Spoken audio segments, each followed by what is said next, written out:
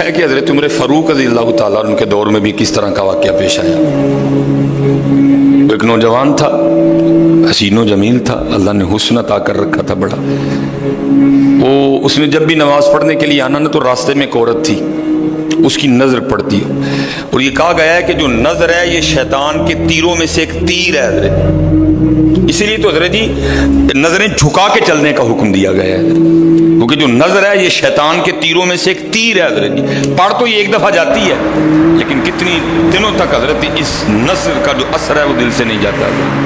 اپنی نظریں بڑی سنبھالو، اپنی نظریں بڑی سنبھالو.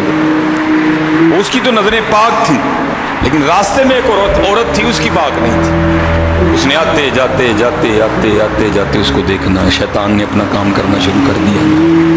اس نے ایک دن کیا کیا، اس نے اپنی خادمہ سے نا اپنی خواہش کا اظہار کیا. میرا دل کرتا ہے کہ اس نوجوان سے نا تنہائی ملے، لیکن ملے تو ملے کس طرح. وہ جو خادمہ تھی ذرا پکی عمر کی تھی، اس نے کہا یہ تو کوئی مشکل کام نہیں ہے، آج ہی رات کو بات بنا دیتی. وہ جب عشاء پڑھ کے وہ نوجوان مسجد سے نکلا نا، وہ خادمہ راستے میں کھڑی ہو گئی.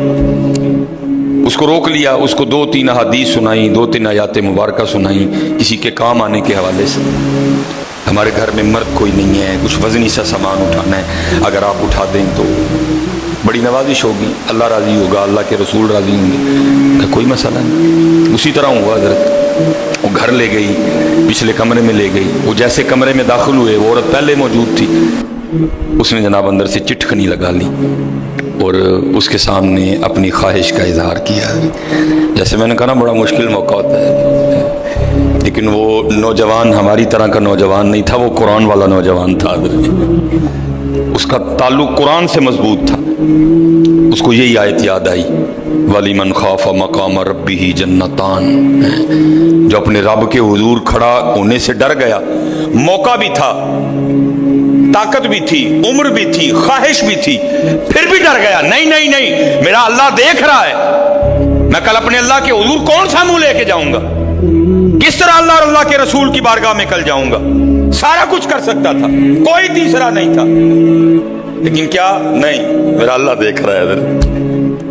وہ ایسا خوف طاری ہوا، ایسا خوف الہی طاری ہوا، غش کھا کے گر گئے نیچے.